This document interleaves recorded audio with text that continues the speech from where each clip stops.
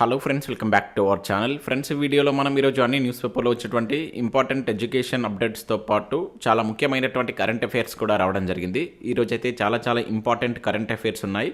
వీడియోను స్కిప్ చేయకుండా ఎండ్ వరకు చూడండి. చూసే ప్రతి ఒక్కరు ఖచ్చితంగా లైక్ చేయండి. డైలీ 1 to 2 hours వర్క్ చేసి దాదాపుగా 10 న్యూస్ పేపర్ చదివి ఇన్ఫర్మేషన్ మీకు అందించడం జరుగుతుంది. చాలామంది చూస్తున్నారు కానీ లైక్ చేయట్లేదు. ఖచ్చితంగా లైక్ చేయండి. ఈ వీడియోకి అయితే నేను 2000 లైక్స్ ఎక్స్పెక్ట్ చేస్తున్నాను. ఇది ఎవరికైతే యూజ్ ఉంటుందో వారికి షేర్ చేయండి. అదేవిధంగా సబ్స్క్రైబ్ చేసుకొని చూడండి. రెగ్యులర్గా మీకు జాబ్ అప్డేట్స్ అంతాయి. మన ఛానల్కి సంబంధించినటువంటి టెలిగ్రామ్ గ్రూప్లో కూడా జాయిన్ కాండి. సో దాంట్లో కూడా రెగ్యులర్గా జాబ్ అప్డేట్ షేర్ చేస్తున్నాను. మీకు చాలా యూజ్ ఉంటుంది. ఆ గ్రూప్లో కంపల్సరీ జాయిన్ కాండి. ఫ్రెండ్స్, మన ఛానల్ ద్వారా మన యాప్లోకి అన్ని పోటీ పరీక్షలకు ఉపయోగపడేటువంటి last 10 months current affair PDFs అయితే తీసుకురావడం జరిగింది. సో దీని ప్రైస్ ఇప్పుడు జస్ట్ 125 రూపీసే ఉంది. డిసెంబర్ నుంచి సెప్టెంబర్ మంత్కి సంబంధించిన పీడిఎఫ్స్ అయితే దీనిలో ఉంటాయి. వీటిని మీరు డౌన్లోడ్ చేసుకొని ప్రింట్ కూడా తీసుకోవచ్చు. ఇంకా అవే కాకుండా ఇండియన్ పాలిటీకి సంబంధించి కావచ్చు అండ్ ఇండియన్ ఎకానమీకి సంబంధించినటువంటి చాప్టర్ వైజ్ టెస్ట్ సిరీస్లు అయితే తీసుకొచ్చాం.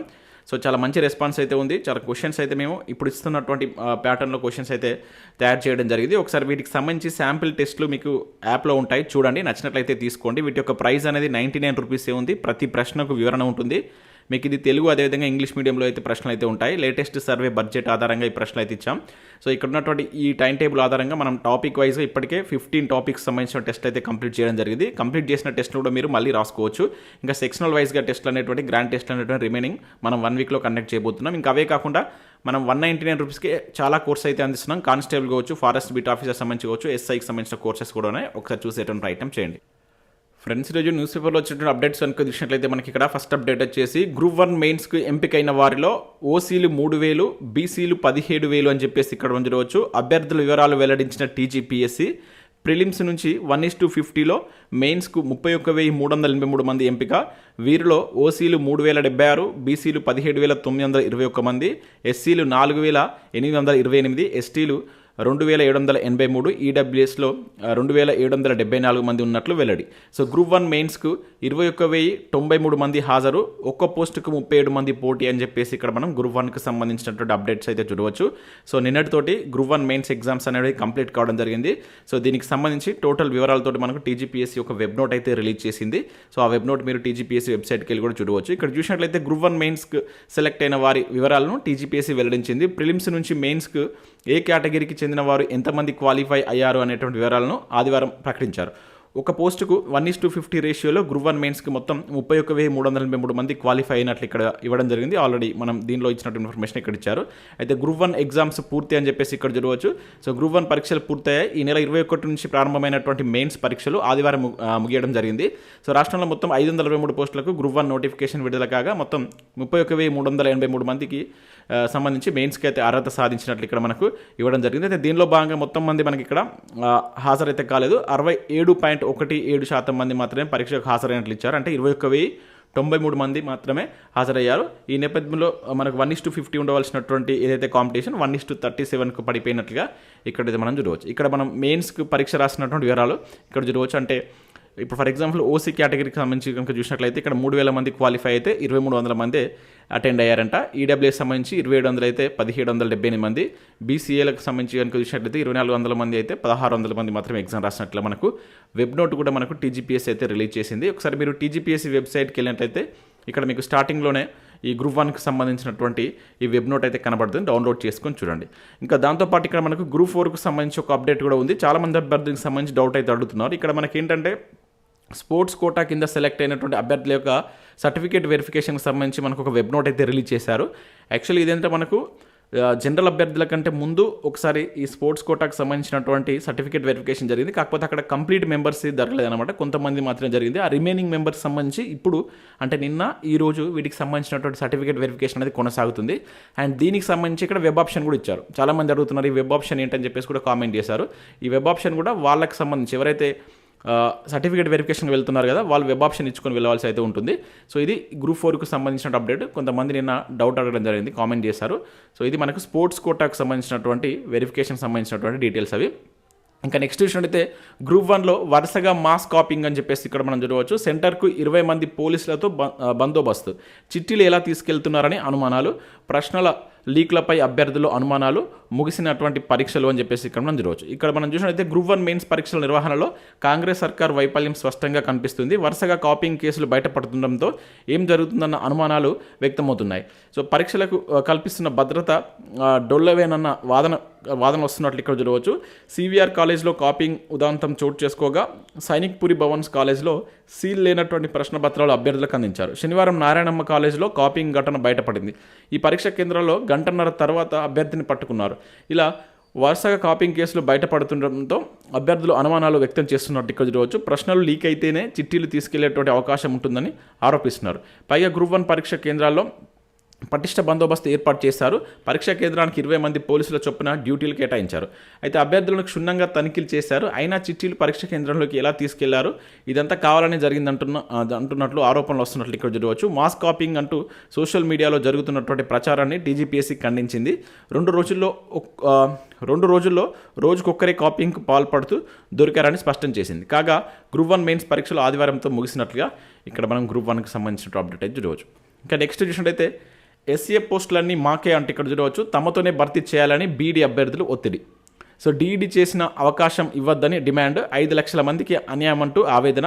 వచ్చే నెల 3న చెలో ఇందిరా పార్కుకు పిలుపు అంటే ఇక్కడ మనం చూడవచ్చు. సో రాష్ట్రంలో బీఈడీ వర్సెస్ డీఈడీ అభ్యర్థులు అన్నట్లుగా పరిస్థితి మారింది. స్కూల్ అసిస్టెంట్ పోస్టులను బీఈడీ అభ్యర్థులతోటే భర్తీ చేయాలని పలువురు అభ్యర్థులు డిమాండ్ చేస్తున్నారు.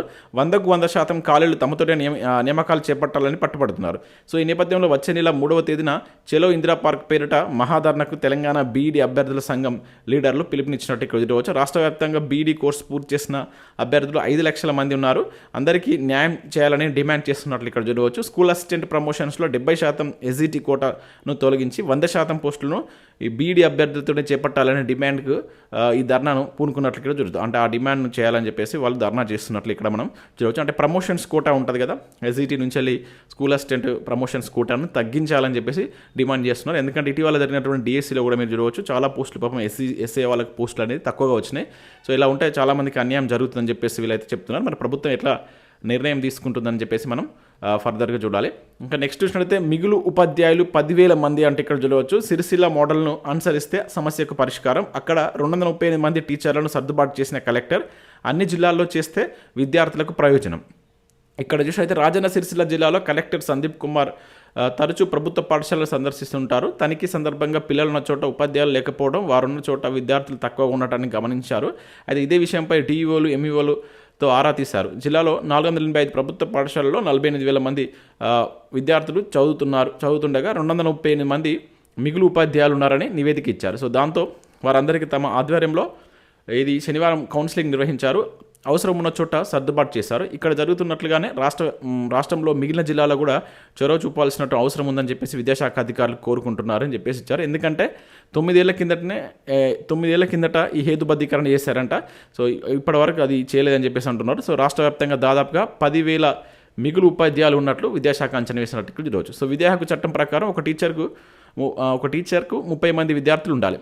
అందుకు భిన్నంగా రాష్ట్రంలో ప్రతి 17 మంది విద్యార్థులకు మాత్రమే ఒక ఉపాధ్యాయుడు పనిచేస్తున్నట్లు ఇక్కడ చూడవచ్చు. సో ఇటీవల కొత్తగా మరొక 10,000 ఉపాధ్యాయులను కూడా నియమించారు. సో ప్రస్తుతం రంగారెడ్డి, మేడ్చల్, మనకు వికారాబాద్, నారాయణపేట దగ్గర 6-7 మినహా 25కు పైగా జిల్లాలో మిగులు ఉపాధ్యాయులు ఉన్నట్లుగా ఇక్కడైతే వీళ్ళు చెప్తున్నట్లు. దానికి సంబంధించి ఇక్కడ మనకి ఇచ్చారు పాఠశాల యొక్క సంఖ్య ఎట్లా ఉంది, రాష్ట్రంలో పాఠశాల సంఖ్య కావచ్చు, విద్యార్థుల సంఖ్యకు సంబంధించి ఇక్కడ మనకి ఇక్కడ ఇవ్వడం జరిగింది. ఇది ఈరోజు ఈనాటిలో మనకు ప్రధాన వార్తగా రావడం జరిగింది.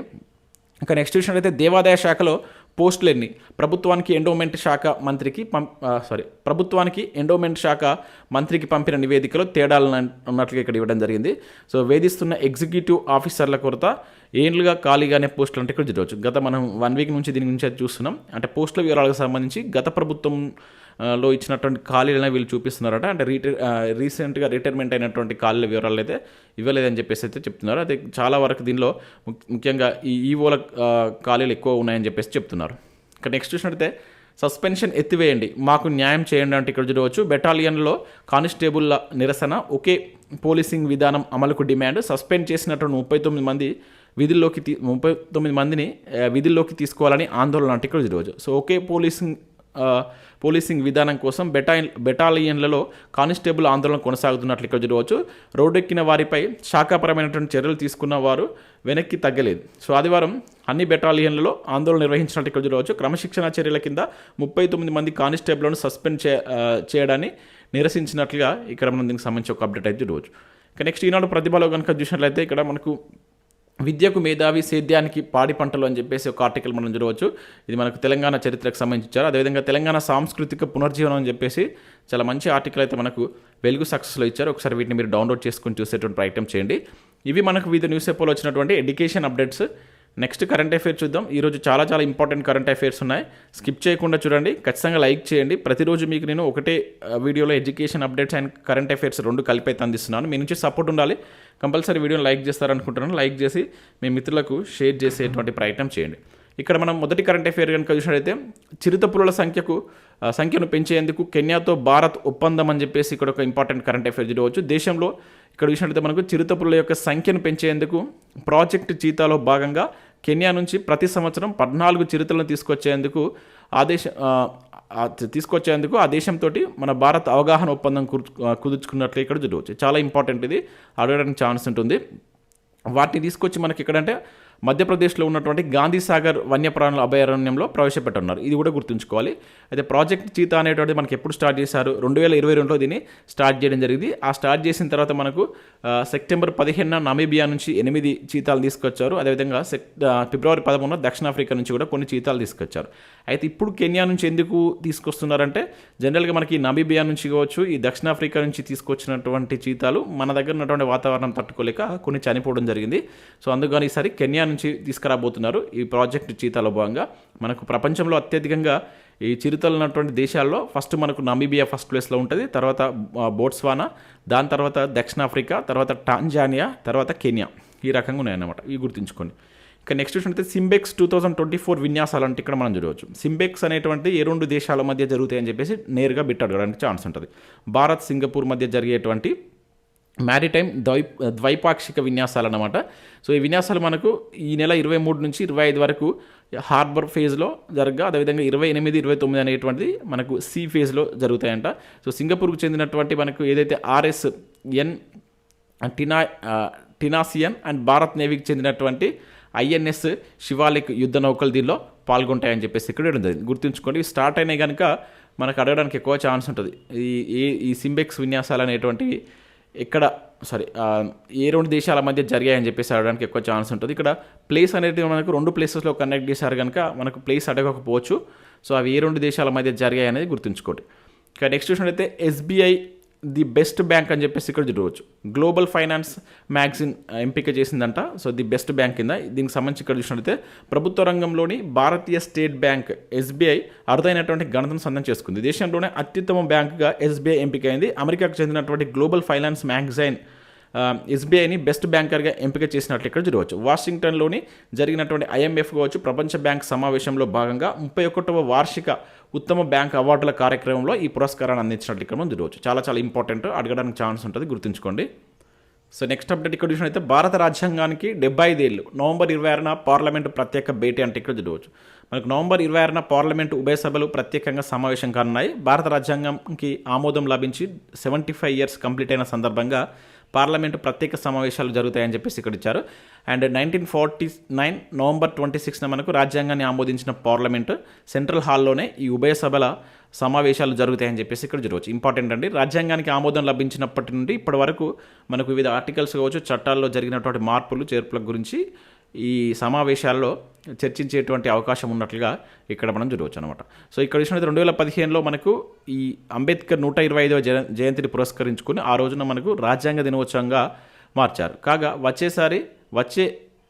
ఈసారి మన రాజ్యాంగం ఆమోదం పొంది సరిగ్గా 75 ఏళ్ళ పూర్తవుతుంది కనుక సో అందుకోసం ఈ రోజున పార్లమెంట్ ఉభయ సభల సంయుక్త సమావేశం చేయాలని చెప్పేసి కేంద్ర ప్రభుత్వం నిర్ణయించినట్టు చూడవచ్చు. అదేవిధంగా ఇక్కడ మనకు నవంబర్ 26న జాతీయ న్యాయ దినోత్సవం కూడా నిర్వహించేవారు అని చెప్పేసి కూడా ఇచ్చారు. సో గతంలో మనకు ఇది న్యాయ దినోత్సవంగా నిర్వహించేవారు. అయితే 2015 అంబేద్కర్ 120 జయంతిని పురస్కరించుకుని ఆ రోజు నుంచి దీన్ని రాజ్యాంగ దినోత్సవంగా కూడా నిర్వహిస్తున్నట్లు ఇక్కడ మనకి ఇవ్వడం జరిగింది. గుర్తుంచుకోండి, ఇంపార్టెంట్. సో నెక్స్ట్ అప్డేట్ ఇక్కడ మనం చూసినట్లయితే నేడు C-295 విమానాల ఉత్పత్తి కర్మాగార ప్రారంభం అంటే ఇక్కడ చూడవచ్చు. సో దేశంలోని మనకు C-295 సైనిక రవాణా విమానాల ఉత్పత్తి వచ్చే ఏడాది సెప్టెంబర్ నుంచి మొదలవుతుందని అధికార వర్గాలు తెలిపాయి. అయితే దీనికోసం గుజరాత్లో ఉన్నటువంటి వడోదరలో ఏర్పాటైనటువంటి కర్మాగారాన్ని ప్రధాని మోడీ కావచ్చు, స్పెయిన్ ప్రధానమంత్రి కలిసి సోమవారం అయితే ప్రారంభించినట్లు ఇక్కడ చూడవచ్చు. సో టాటా అడ్వాన్స్డ్ సిస్టమ్ లిమిటెడ్కి చెందినటువంటి ఈ కర్మాగారాన్ని 2022లో మనకు 2022 అక్టోబర్లో మోదీ గారు అయితే శంకుస్థాపన చేస్తారు. అయితే దీనికి సంబంధించి ఇక్కడ మనం చూసినట్లయితే భారత్కు 56 ఈ C-295 విమానాల సరఫరాకు 2021లో సెప్టెంబర్లో దాదాపు 21,935 కోట్ల ఒప్పందం కుదిరింది. ఇందులో 16 విమానాలు వచ్చేసి స్పెయిన్లో ఉన్నటువంటి ఎయిర్ బస్ సంస్థ కర్మాగారం నుంచి అంతా. ఇది మనకు ప్రీవియస్లో అడిగిందండి, ఎయిర్ బస్ అనేది ఏ దేశానికి సంబంధించినటువంటి సంస్థ అని చెప్పేసి స్పెయిన్ అని గుర్తుంచుకోండి.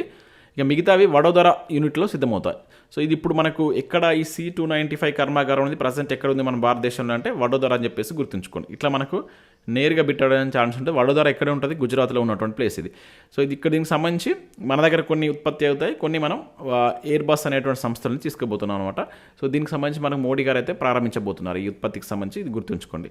ఇక నెక్స్ట్ 70 దాటిన సీనియర్ సిటిజన్లకు రేపటి నుంచి ఆయుష్మాన్ భవ అంటే ఇక్కడ చూడవచ్చు లాంఛనంగా ప్రారంభించున్నటువంటి ప్రధాని. సో ఆర్థిక స్థితిగతులతో నిమిత్తం లేకుండా 70 ఏళ్ళు దాటినటువంటి సీనియర్ సిటిజన్లు అందరికీ ఆయుష్మాన్ భారత్ ప్రధానమంత్రి జన్ ఆరోగ్య యోజన కింద ఆరోగ్య సదుపాయాలు మంగళవారం నుంచి అధికారికంగా అందుబాటులోకి రానున్నాయి. సో ప్రధాని మోదీ చేతుల మీదుగా దీన్ని లాంఛనంగా ప్రారంభించినట్లు అధికార వర్గాలు తెలిపినట్టు ఇక్కడ చూడవచ్చు. చాలా ఇంపార్టెంట్ అంటే ఈసారి ఆయుష్మాన్ భారత్ అనేటువంటి స్కీమ్ ఉంది కదా, దీని మీద బిట్ ఎక్స్పెక్ట్ చేయవచ్చు. ఆల్రెడీ గ్రూప్ 1 మెయిన్స్లో మనకు ఆన్సర్ రైటింగ్లో దీనిపైన క్వశ్చన్ కూడా ఇచ్చాడు. So next group 2 and group 3లో కూడా మీరు ఆబ్జెక్టివ్ ఓరియంటెడ్లో దీనికి సంబంధించిన కంప్లీట్ డీటెయిల్స్ చదవండి. ఇప్పుడు ఆల్రెడీ ఇది మనకు వార్తల్లో ఉంది కనుక చాలా ఇంపార్టెంట్ ఏరియా. ఒకసారి దీన్ని మీరు క్లియర్గా చూసేటువంటి ప్రయత్నం చేయండి. దీని కింద ఏంటంటే మనకు ఒక కుటుంబాన్ని ప్రాతిపదికగా తీసుకొని ఏటా 5 లక్షల వరకు లబ్ధి పొందుతారన్నమాట. ఇది ఆరోగ్య బీమాను ఇస్తారు. ఇందుకోసం గత సెప్టెంబర్ 1 నాటికి దేశమంతా చూసినట్లయితే 29,000 ఆసుపత్రుల్లో దీన్ని గుర్తించారంట. దాదాపు 12,695 ప్రైవేట్ దవాఖానాలు కూడా దీని కింద చేర్చినట్టు ఇక్కడ చూడవచ్చు. ఈ పథకం ఢిల్లీ, ఒడిషా, పశ్చిమ బెంగాల్ మినహా 33 రాష్ట్రాలు, కేంద్రపాలిత ప్రాంతాల్లో అమల్లోకి రానుంది. సో ఇవి గుర్తుంచుకోవాలి. ఇటువంటి దేనికి అమల్లోకి రాదు అని చెప్పేసి అంటే ఈ మూడింటిని మినహాయించారు. సో కేంద్రపాలిత ప్రాంతాల్లో అమలుకి కూడా వస్తుందంట. సో లబ్ధిదారులు మనకి PMJAY పోర్టల్ లేదా ఆయుష్మాన్ యాప్లో దరఖాస్తు చేసుకోవాల్సి అయితే ఉంటుంది. అయితే దీనికి సంబంధించి మనకు యూవిన్ యాప్ని కూడా తీసుకొచ్చింది అనమాట. సెంట్రల్ గవర్నమెంట్ అంతకుముందు యూవిన్ యాప్ కూడా తీసుకొచ్చింది. అది మనకు ప్రీవియస్లో పెట్టి అడిగింది, దీనిలో కూడా మనకి ఇచ్చింది యూవిన్ యాప్ గురించి. ఒకసారి దీన్ని మీరు దీనికి సంబంధించిన కంటెంట్ను క్లియర్గా చదివేటువంటి ప్రయత్నం చేయండి. ఇంకా నెక్స్ట్ మనకి ఈ వీక్లో వచ్చినట్టు కరెంట్ అఫైర్స్ చూసినట్లయితే భారత్ జర్మనీ 7వ అంతర్ ప్రభుత్వ సంప్రదింపుల్లో భాగంగా ఆ దేశ ఛాన్సలర్ ఒలాఫ్ షోల్జోతో ప్రధాని మోడీ 2024 అక్టోబర్ 25న ఢిల్లీలో భేటీ అయ్యారు. సో ప్రపంచవ్యాప్తంగా నెలకొన్నటువంటి సంక్షోభ పరిస్థితులను తట్టుకొని భారత్ జర్మనీ మధ్య వ్యూహాత్మక బంధం నిలబడగలిగిందని చెప్పేసి మోదీ ప్రకటించినట్టు ఇక్కడ చూడవచ్చు. భారత్తో మరింత పటిష్ట బంధం కోసం జర్మనీ ప్రకటించినటువంటి ఫోకస్ ఆన్ ఇండియా వ్యూహాన్ని మోదీ స్వాగతించారు. సో ఈ నేపథ్యంలో దాదాపుగా 18 వాటిపైన ఒప్పందాలు కుదిరినట్టు, అంటే 18 సహకార ఒప్పందాలు కుదిరినట్లుగా ఇక్కడ మనం చూడవచ్చు. అంటే ఆ ఒప్పందాలపై భారత్, జర్మనీ సంతకాలు చేసినట్లు ఇక్కడ చూడవచ్చు. ఇక దేశవ్యాప్తంగా 21వ పశుగణన ప్రక్రియ అనేటువంటిది కేంద్ర ప్రభుత్వం ప్రారంభించిందంట. 2025 ఫిబ్రవరి వరకు ఈ లెక్కింపు కొనసాగుతుందని చెప్పేసి ఇచ్చారు. దీనికోసం 200 కోట్ల రూపాయలు కేటాయించినట్లుగా ఇక్కడ మనం గుర్తుంచుకోవాల్సి అయితే ఉంటుంది. ఇక నెక్స్ట్ చూసినట్టయితే ఐక్యరాజ్య సమితి పర్యావరణ, ఇక్కడ మీకు ఇంపార్టెంట్ అంశం ఏంటంటే మనకు లాస్ట్ టైం ఉన్నటువంటి ఏదైతే పశుగణన ఉంది కదా, 20వ పశుగణన మనకు గ్రూప్ 2 ఆర్ గ్రూప్ 3 ఎగ్జామ్లో కంపల్సరీ 2-3 బిట్స్ వస్తాయండి. ఇక్కడి దీనికి సంబంధించి మీరు పర్ఫెక్ట్గా చూసుకోండి. అక్కడ కమతాలకు సంబంధించినటువంటి గణన కావచ్చు అండ్ పశుగణన, ఈ రెండు మనకు చాలా ఇంపార్టెంట్. ఇక్కడ నుంచి ఎక్కువ బిట్స్ మనం ఎక్స్పెక్ట్ చేయవచ్చు. మీరు ఎవరైతే ఎకానమీ చదువుతున్నారో ఈ 20 డేస్ మనకు టైం ఉంది కదా, ఈ టైంలో వాటిపైన ఎక్కువ ఫోకస్ చేయండి. ఎక్కువ మీకు ఏరియాస్ క్వశ్చన్ ఏరియాస్ ఉంటాయి, వాటిని ఎక్కువగా రివిజన్ చేయండి. అక్కడి నుంచి కంపల్సరీ బిట్స్ ఉంటాయి కనుక మీకు మంచి స్కోర్ వచ్చేటువంటి ఛాన్స్ ఉంటుంది. ఇక నెక్స్ట్ చూసిన అయితే ఐక్యరాజ్య సమితి పర్యావరణ కార్యక్రమం ఉద్గారాల వ్యత్యాస వార్షిక నివేదిక 2024 అక్టోబర్ 24 విడుదల చేస్తారంట. అందులో పారిశ్రామిక విప్లవం ముందు నాటితో పోలిస్తే ఇప్పటికీ ఈ భూతాపం అనేటువంటి 1.3 డిగ్రీల సెల్సియస్ మేర పెరిగినట్లయితే ఆ నివేదిక తెలుపుతుంది. సో ఉద్గారాలు ప్రస్తుత స్థాయిలోనే కొనసాగితే ఈ శతాబ్దం నాటికి భూతాపం మరొక 1.8 డిగ్రీలు సెల్సియస్ మేర పెరిగేటువంటి ముప్పును ఎదుర్కొంటుందని చెప్పేసి ఆ నివేదిక తెలుపుతున్నట్లు ఇక్కడ మనం చూడవచ్చు. సో ఇవి మనకు వివిధ న్యూస్ పేపర్లో వచ్చినటువంటి ఇంపార్టెంట్ ఎడ్యుకేషన్ అప్డేట్స్, అదేవిధంగా కరెంట్ అఫైర్స్. చూసిన ప్రతి ఒక్కరు కంపల్సరీ లైక్ చేయండి. మన యాప్ను డౌన్లోడ్ చేసుకొని చాలా యూస్ఫుల్ కంటెంట్ తోటి మనం తక్కువ ప్రైస్కే కోర్సెస్ అయితే ఇస్తున్నాం. ఎకానమీ టెస్ట్ సిరీస్ కావచ్చు, పాలిటిక్స్ సంబంధించిన టెస్ట్ సిరీస్ కావచ్చు, అండ్ 199కి చాలా కోర్సెస్ కూడా ఇస్తున్నాం. ఒకసారి మీరు డౌన్లోడ్ చేసుకొని చూడండి. 10 months కరెంట్ అఫైర్స్ కూడా 125 రూపీస్కే ఇస్తున్నాం. డౌన్లోడ్ చేసుకొని చూసి మీకు నచ్చితేనే తీసుకోండి అక్కడ, ఎందుకంటే శాంపిల్ టెస్ట్ ఇచ్చాం మనం. చూడండి ఒకసారి. Thanks for watching. Thank you everyone.